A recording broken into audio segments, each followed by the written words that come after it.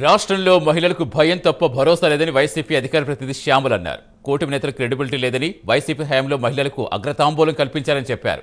YCP నవరత్నాల్లోనూ 90% మహిళలకి నిధులు కేటాయించిందని తెలిపారు. దిశ యాప్ కూటమి సర్కార్ నిర్వీర్యం చేసిందని మండిపడ్డారు. అసలు భరోసా ఏది మహిళలకి ఈ రోజున ఆంధ్రప్రదేశ్లో? ఈ కూటమి ప్రభుత్వంలో మహిళలకి భరోసా ఏది?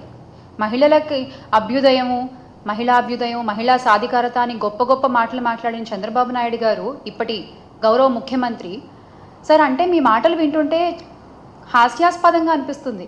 ఒక మాట ఏమన్నా మాట్లాడాము అంటే ఆ మాటకి క్రెడిబిలిటీ ఉండాలి. అది మీరైనా, డిప్యూటీ సీఎం గారు పవన్ కళ్యాణ్ గారైనా, హోంమంత్రి వంగల్పూడి అనితగారైనా, ఒక మాట నోట్లోంచి వచ్చిందంటే ఆ మాటకు క్రెడిబిలిటీ ఉండాలి.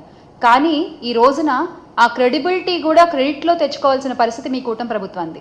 అంటే దీన్ని మేము దిశ యాప్కు జాతీయ స్థాయిలో 19 అవార్డులు వచ్చినటువంటి ఈ యాప్కు దిశ చట్టం రావాలి అని చెప్పి మేము ఆ కాగితాలని పంపిస్తే ఇప్పటి విద్యాశాఖ మంత్రి, ఇప్పటి హోంమంత్రి ఆ కాగితాలని తగలబెట్టేశారు.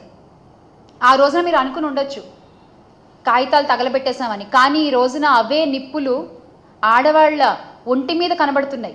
మీకు కనిపించట్లేదా? ఆ రోజున పేపర్లు తగలబెట్టేశారు, ఈ రోజున అదే నిప్పుల్లో ఆడపిల్లలు తగలడిపోతున్నారు.